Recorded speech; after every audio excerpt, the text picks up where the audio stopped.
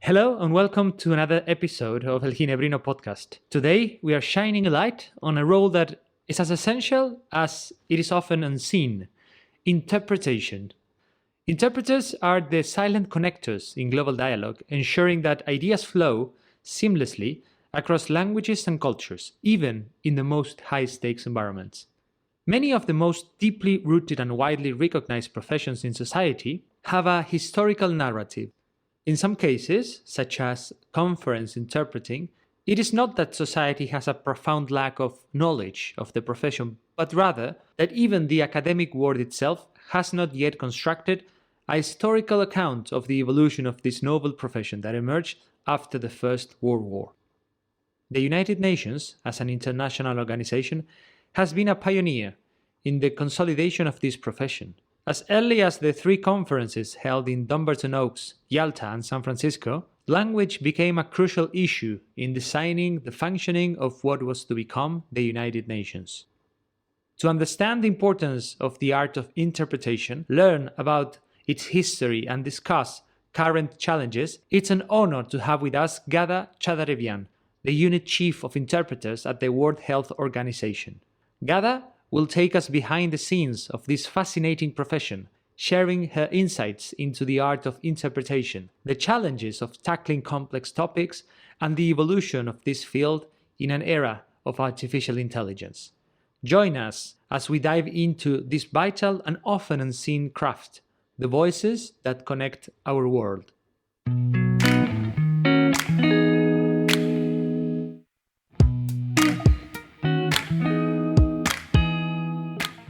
Hello, Ghada. Good morning, and thanks for being here with us at the Ginebrino podcast, second season.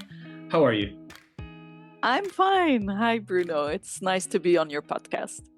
Today we have a special guest with us, and we'll be exploring her career journey, the evolving role of interpreters in global diplomacy, and what the future holds for this unique profession. And I want Ghada to start with your journey. If you can maybe walk us through how you became an interpreter in the UN system, specifically, your career and your transition to WHO, what inspired you?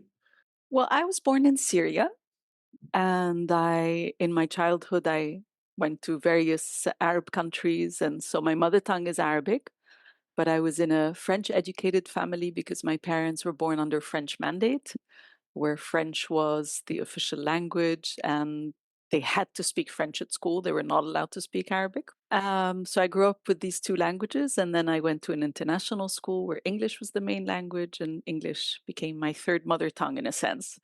So the ease with languages is what prompted me to look for something with languages. And initially, I wanted to do translation. I came to the University of Geneva, started studying translation, and I didn't really know anything about interpretation. It's not a very well-known profession. And then there was the possibility of taking an entrance exam into interpretation when you finish translation at the University of Geneva. So I tried it and I passed and I got in. And then as soon as I started interpreting in the booth, I just became an addict to interpretation. It's a lot of fun. It's also very stressful, but it's very challenging, and it's a great intellectual and mental game that you can play. And at the same time, as I started working, I discovered how you're in the heart of international events. You learn so much all the time, and you see what others don't have the privilege of seeing and understanding. And that's very, very exciting. So that's how I got into the profession. I freelanced for a few years, and then I joined the UN as a staff interpreter and stayed there for 23 years. Got the opportunity to cover all sorts of subjects, travel around the world, do high-level meetings, negotiations, a lot of interesting things. And then I got this opportunity when the position of chief interpreter at WHO was open to go for it. And so I moved to WHO in 2023, and I'm very happy there. With such a passion about interpretation, it seems that it's not just a regular job, but it's more kind of a way of life. You mentioned some challenges that you face. And I think once you told me that one of the key things of being an interpreter is like being there without the others noticing, like you are there, or something like that. But maybe I would like you to maybe develop that idea. Yeah, indeed. We say often that a successful interpreter is an invisible interpreter. Uh-huh. Um, Delegates, listeners, the users of the interpretation should not be aware that there is interpretation. They switch on their interpretation channel and they listen during a meeting to the interpreter and they forget that we exist. And that means that we're doing a good job because they're following smoothly a meeting in the language of their preference and they're not aware of us. So, in a sense, it's very contradictory. In order to do a good job, we have to be forgotten. And so it's very difficult to highlight the profession to make it known when you want to be invisible. But it's also very gratifying when delegates in a meeting speak different languages to one another without even realizing we're there. And you know you're successful when questions are asked and answered and nobody notices that it's in different languages. It's quite something, especially when it's in 6-7 languages that a meeting is conducted and it just goes through without an issue. This is what we hope happens, and it does most of the time, actually. And what about the skills needed for this? Because you mentioned conferences, multilateral forums, working within that such intense context demands high skills. So, what are those skills needed? Absolutely. It's an exceptional profession with exceptional skills required. The first thing, of course, is a excellent knowledge of your languages, the languages that you work with, the language you work into, and the languages you work from. But also a very, very profound understanding of the cultures behind those languages. Because when you interpret, it's not just a question of words, it's not expressions. Of course, you have to know words and terms and expressions, but you have to convey a message in a way that does not betray the intention of the speaker and in a way that is understood by the listener in the way that the speaker wanted it to be understood.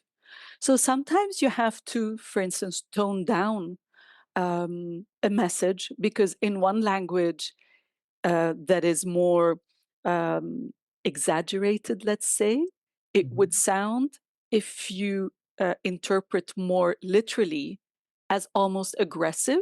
Whereas in some languages like English that are more subdued in tone, if you don't add a bit of more of an exaggeration, let's say, it sounds almost insincere. So you have to adapt the language to the culture.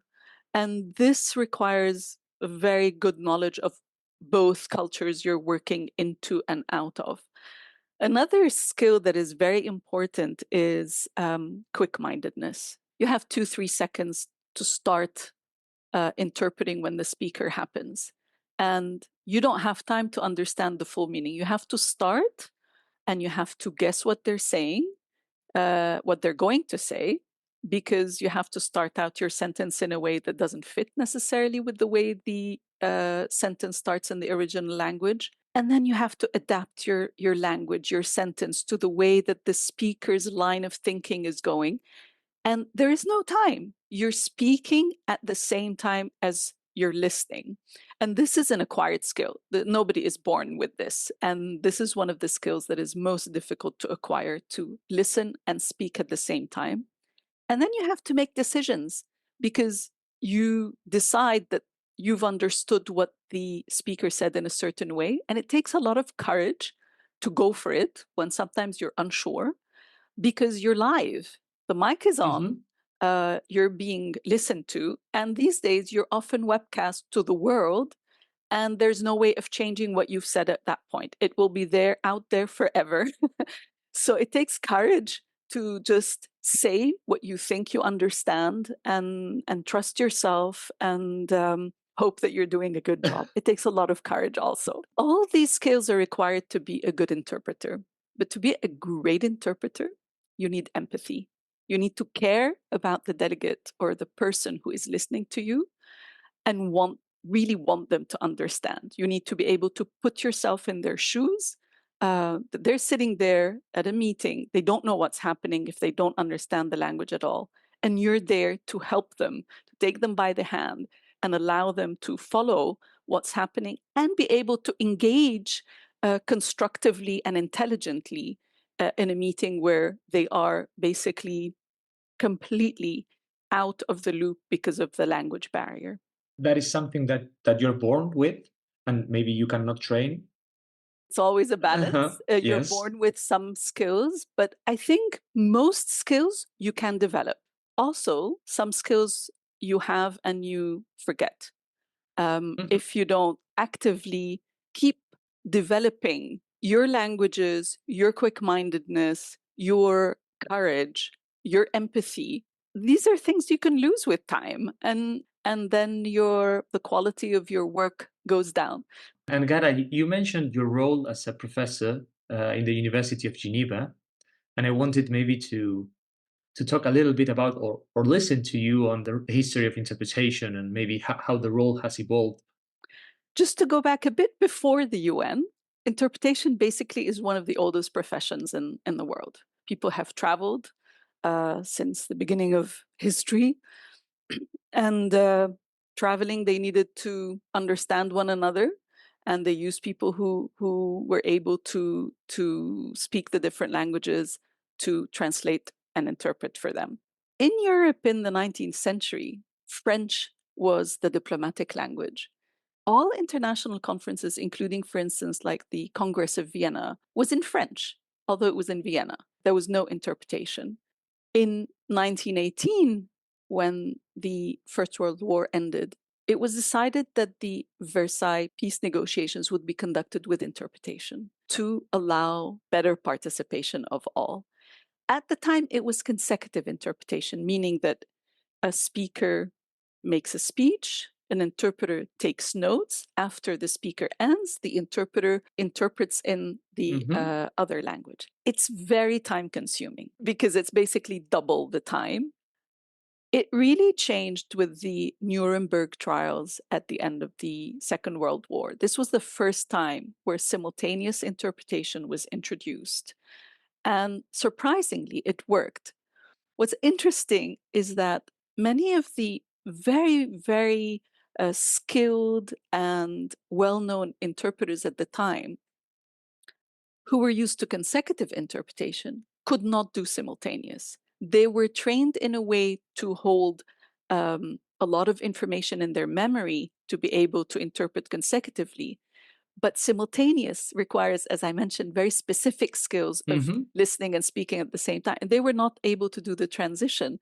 After the Nuremberg trials with the creation of the UN, simultaneous interpretation was adopted as a useful means to have participation from not all the countries of the world, because as we know, the world was to a large extent still under colonization. But anyway, it was 5 languages: English, French, Russian, Spanish, and Chinese.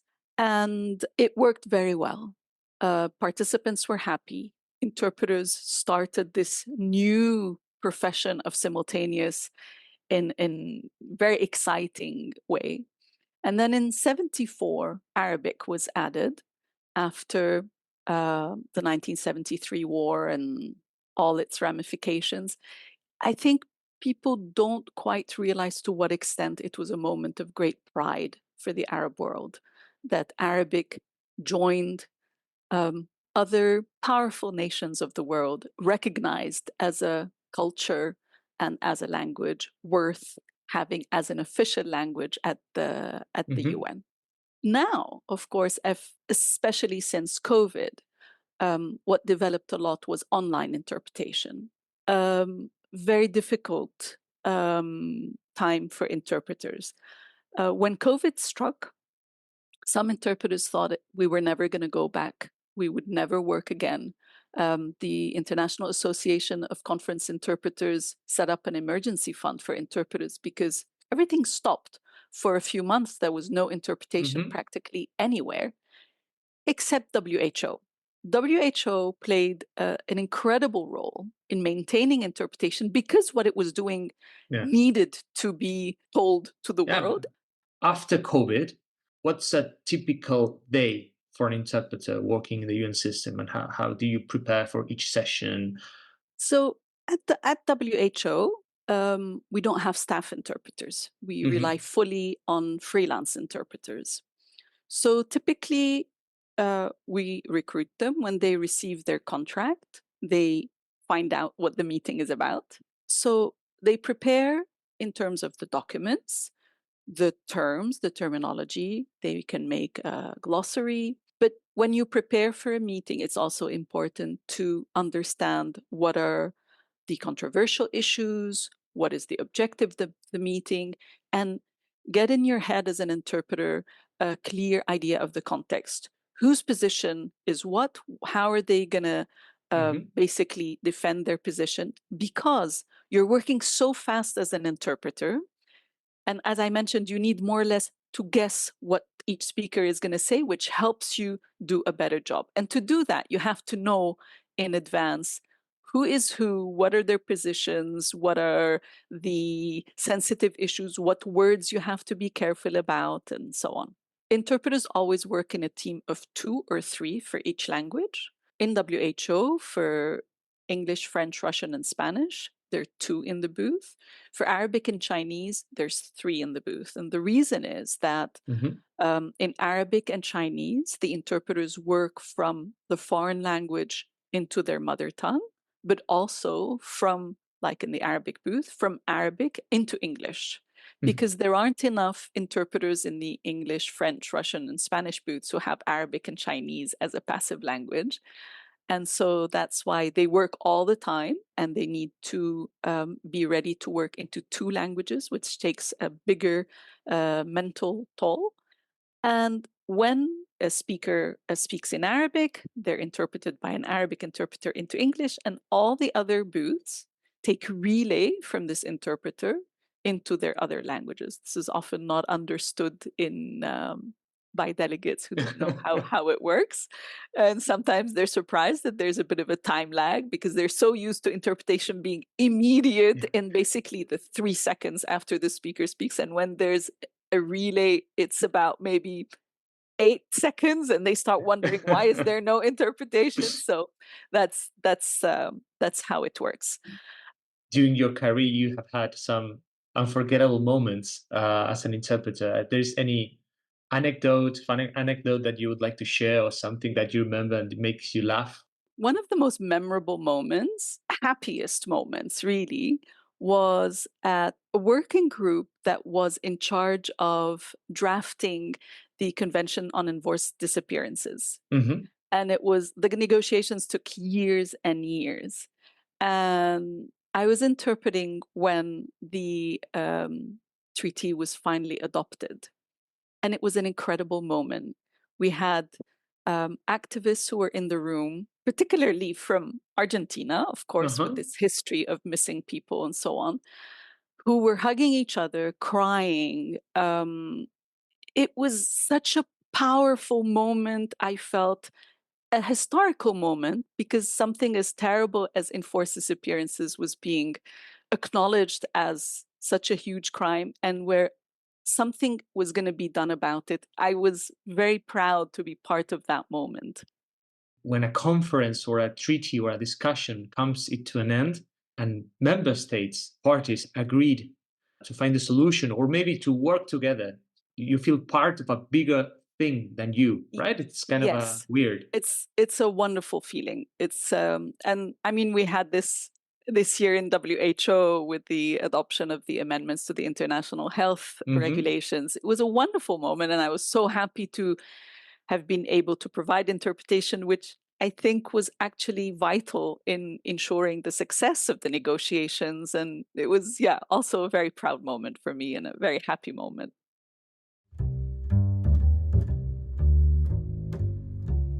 As an Argentine, I can't help but think of Mafalda, our beloved comic character who once dreamed of becoming a United Nations interpreter. She believed that many of the world's misunderstandings stem from miscommunication, a reflection of the essential role interpreters play in building bridges between nations. But as the world evolves, so too does the art of interpretation. Just as Mafalda dreamed of a future where understanding prevailed, today we stand on the brink of a new era where artificial intelligence is beginning to reshape the landscape of interpretation. Let's explore how these advances are reshaping interpreters and what challenges and opportunities lie ahead. Moving forward in the interpretation role, there's a question I wanted to ask you about artificial intelligence and the new technologies. How do you think AI is impacting interpretation or the challenges you think AI poses or presents to interpreters in this new era? AI, like all new technologies, brings with it a lot of interesting opportunities, but also challenges and questions. There's a lot of fear in the interpretation community that AI will replace interpreters and interpreters will no longer be needed. I think one of the problems is that developers of AI interpretation tend to inflate to a great extent, and not just in interpretation, but in other fields also, the quality of the service that AI provides. We've tested a few AI interpretation platforms. So far, the result is not convincing at all. The way it works in interpretation is that it goes from speech to text, text to text from one language to the other, and then text to speech. Okay. And in these, each step, the margin of error grows. We know that already speech to text, it's good, but there are mistakes. In translation, it's also becoming better and better, but there are also mistakes. Text to speech is very difficult. Currently, the way that you hear interpretation that is done by AI, it's in spurts. So it comes out very quickly, like a machine gun. The sound is quite metallic. There's no punctuation in a sense. So it's very difficult to listen to for more than 2-3 minutes. It's exhausting. In terms of the translation from text to text, in the platforms that we've tested so far, there's maybe about 80% correct translation.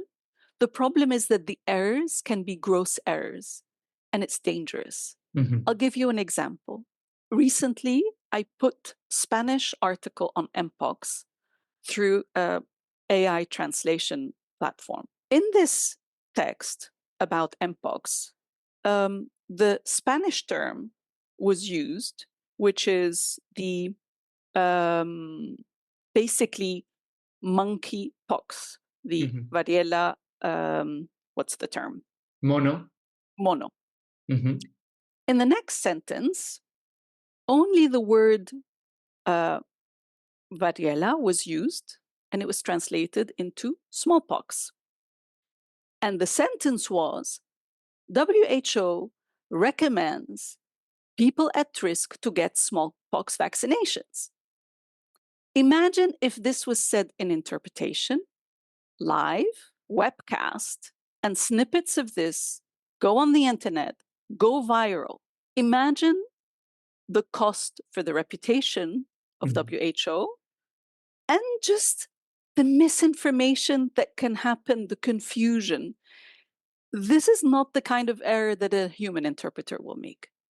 So even if the margin of error is, as I say, maybe 10, 20% by AI, the type of errors for the time being are too massive for it to work.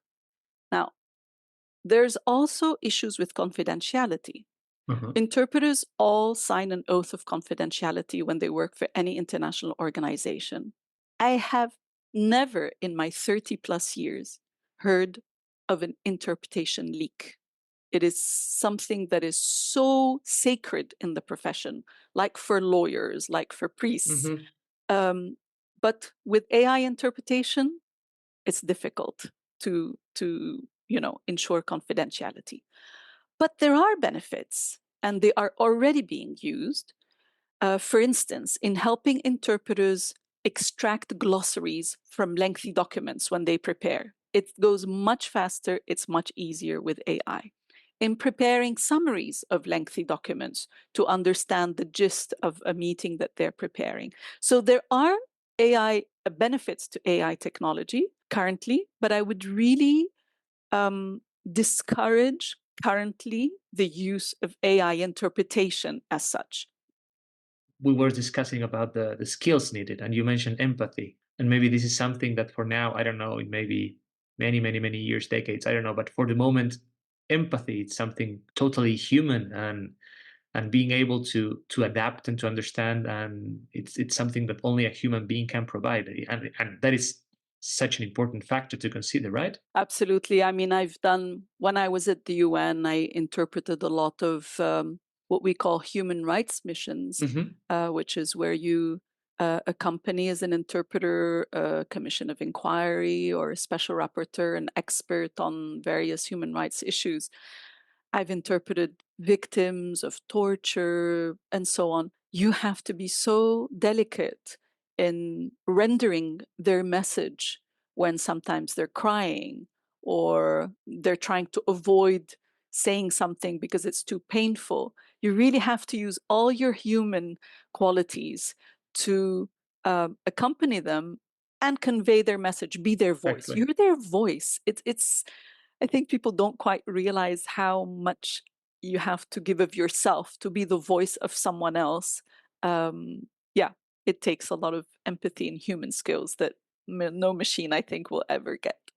I guess that throughout the episode, you clearly mentioned many, many, many things. But for those listening and who might be aspiring interpreters, is there any particular advice that you would give them as they look to start their career? Yes. First of all, I'd say go for it. Interpretation is a wonderful profession where you learn all the time, you're challenged all the time. Hmm. Um, where you again now after COVID get to travel the world. I would say also don't be afraid of AI. AI will come into the profession more and more, but contrary to what a lot of people are saying, interpretation is thriving. There's more and more demand for interpretation, and partly because of COVID, because Hmm. people realize it is possible to engage with communities that had not been engaged with previously, that there is even more thirst for interpretation today.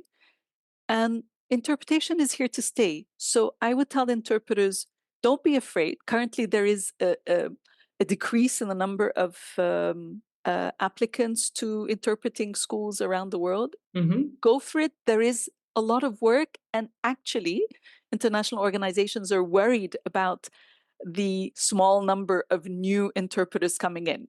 So I would say go for it, be humble. Every great interpreter has challenges. Prepare, prepare, prepare, prepare, practice, practice, practice. You need to keep the brain agile all the time and care about what you do. Yeah, that's what I would say. And Cara, this trend you mentioned about the declining number of applications, it's something relatively new, something that has been happening, or something. What's your analysis of this? So for some languages, it's been happening for some time, particularly for Russian. Um, I think it's probably linked to the geopolitical situation. There is a falling out of love with the Russian language in the West. Hmm. And so we really have a problem with finding young interpreters who have Russian, in actually young students who have studied Russian.